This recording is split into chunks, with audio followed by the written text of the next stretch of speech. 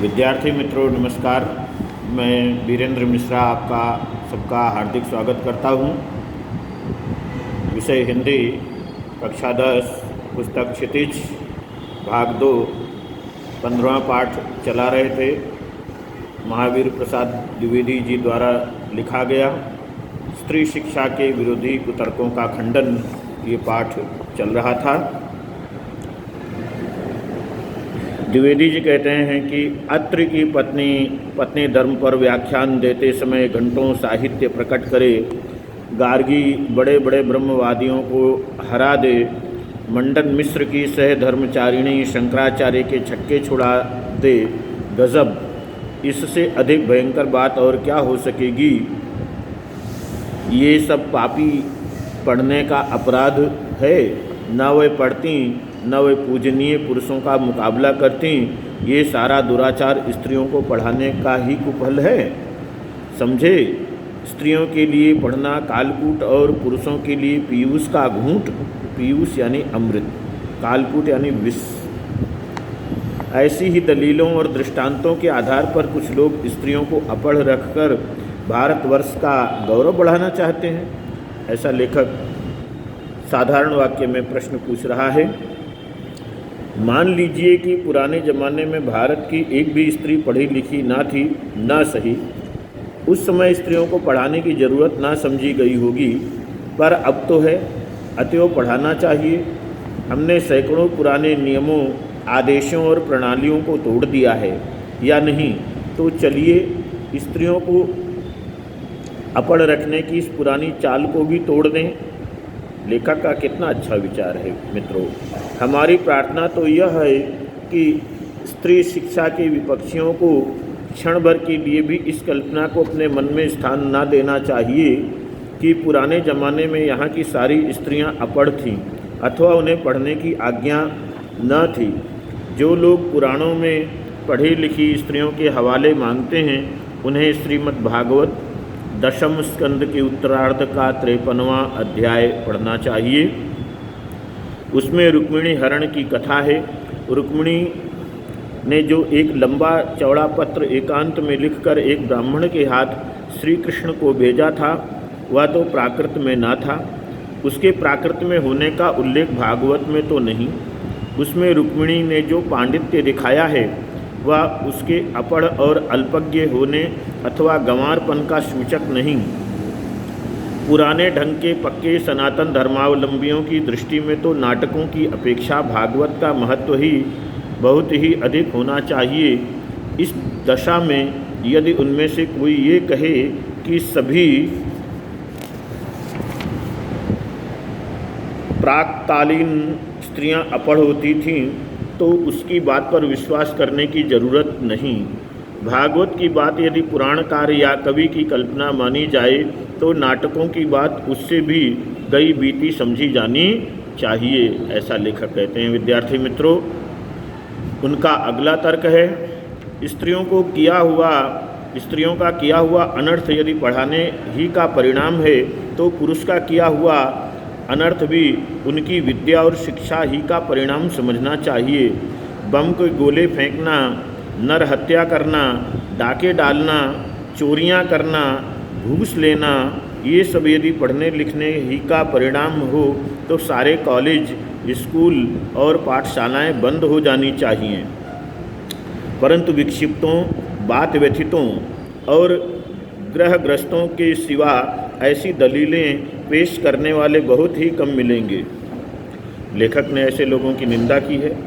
शकुंतला ने दुष्यंत को कटु वाक्य कहकर कौन सी अस्वाभाविकता दिखाई, ये उदाहरण दे रहे हैं लेखक।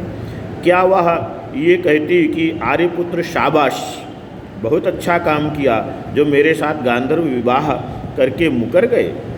नीति, न्याय, सदाचार और धर्म की आप प्रत्यक्ष मूर्ति हैं। लेखक यहाँ व्यंग्य कर रहे हैं।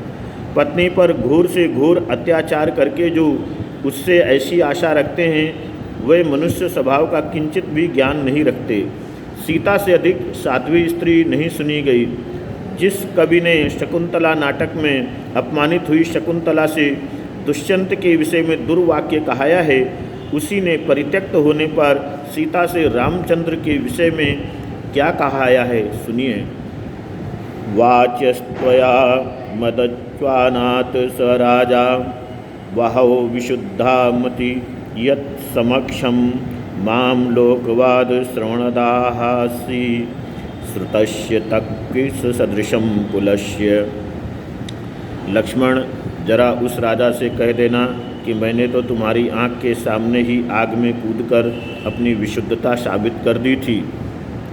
तिस पर भी लोगों के मुख से निकला मिथ्यावाद सुनकर ही तुमने मुझे छोड़ दिया।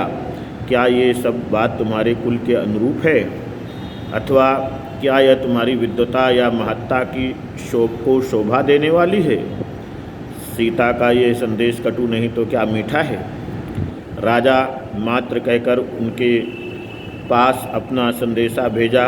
ये उक्ति न किसी गंवार स्त्री की, किंतु महाब्रह्मज्ञानी राजा जनक की लड़की और मनवादी महर्षियों के धर्मशास्त्रों का ज्ञान रखने वाली रानी की। नृपस्य वर्णाश्रम पालनम यत् स एव धर्मो मनुना प्रणीतः। सीता की धर्म शास्त्रज्ञता का यह प्रमाण वहीं आगे चलकर कुछ ही दूर पर कवि ने दिया है। सीता परित्याग के कारण वाल्मीकि के समान शांत, नीतिज्ञ और क्षमाशील तपस्वी तक ने अस्त्यस्यैव मनुर्भरताग्रजे में कहकर रामचंद्र पर क्रोध प्रकट किया है। अतएव शकुंतला की तरह अपने परित्याग को अन्याय समझने वाली सीता का रामचंद्र के विषय में कटु वाक्य कहना सर्वथा स्वाभाविक है। न यह पढ़ने लिखने का परिणाम है, न गंवारपन का, न अकुलीनता का। लेखक तर्क देते हैं, पढ़ने लिखने में स्वयं कोई बात ऐसी नहीं जिनसे अनर्थ हो सके। अनर्थ का बीज उसमें हरगिज नहीं। अनर्थ पुरुषों से भी होते हैं, अपढ़ों और पढ़े लिखों दोनों से। अनर्थ दुराचार और पापाचार के कारण और ही होते हैं, और वे व्यक्ति विशेष का चाल चलन देखकर जाने भी जा सकते हैं। अतएव स्त्रियों को अवश्य पढ़ाना चाहिए। मित्रों, द्विवेदी जी कहते हैं, लेखक कहते हैं, जो लोग ये कहते हैं कि पुराने ज़माने में यहाँ स्त्रियाँ ना पढ़ती थी अथवा उन्हें पढ़ने की मुमानियत थी, वे या तो इतिहास से अभिज्ञता नहीं रखते या जानबूझकर लोगों को धोखा देते हैं। समाज की दृष्टि में ऐसे लोग दंडनीय हैं, क्योंकि स्त्रियों को निरक्षर रखने का उपदेश देना समाज का अपकार और अपराध करना है। मित्रों, ये पंक्तियाँ ध्यान देने योग्य हैं। समाज की उन्नति में बाधा डालना है। शिक्षा बहुत व्यापक शब्द है, उसमें सीखने योग्य अनेक विषयों का समावेश हो सकता है। पढ़ना लिखना भी उसी के अंतर्गत है। इस देश की वर्तमान शिक्षा प्रणाली अच्छी नहीं। इस कारण यदि कोई स्त्रियों को पढ़ाना अनर्थकारी समझे तो उसे उस प्रणाली का संशोधन करना या कराना चाहिए। खुद पढ़ने लिखने को दोष ना देना चाहिए। लड़कों ही को शिक्षा प्रणाली कौन सी बड़ी अच्छी है। प्रणाली बुरी होने के कारण क्या किसी ने यह राय दी है कि सारे स्कूल और कॉलेज बंद कर दिए जाएं? आप खुशी से लड़कियों और स्त्रियों की शिक्षा की प्रणाली का संशोधन कीजिए। उन्हें क्या पढ़ाना चाहिए, कितना पढ़ाना चाहिए, किस तरह की शिक्षा देना चाहिए और कहाँ पर देना चाहिए, घर में या स्कूल में, इन सब बातों पर बहस कीजिए, विचार कीजिए। जी में आवे सो कीजिए, पर परमेश्वर के लिए ये न कहिए कि स्वयं पढ़ने लिखने में कोई दोष है।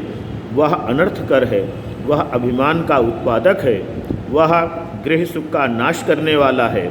ऐसा कहना 16 आने मिथ्या है। विद्यार्थी मित्रों, पाठ यहाँ समाप्त होता है।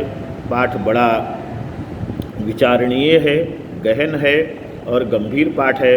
आपसे निवेदन है कि इस पाठ को बार बार पढ़ें, ये वीडियो देखें और इसके प्रश्न अभ्यास को अपने प्रश्नोत्तर वाले चौपड़े में अवश्य लिखें। पाठ महत्वपूर्ण है। मित्रों, यहाँ पर वीडियोग्राफी के द्वारा दिखाने का प्रयत्न किया जा रहा है। आपको ये वीडियो कैसा लग रहा है अगर अच्छा लग रहा है तो आप अपने अमूल्य सुझाव अवश्य दीजिए।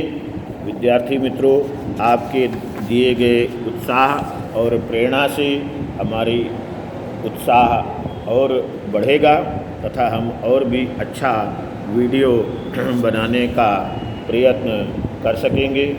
एक बार पुनः आप लोगों का हृदय से धन्यवाद देता हूँ, आभारी हूँ कि आपने ये वीडियो देखा।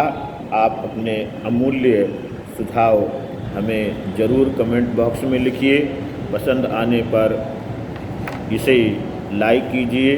अगर सब्सक्राइब नहीं किए हैं तो सब्सक्राइब कीजिए। धन्यवाद।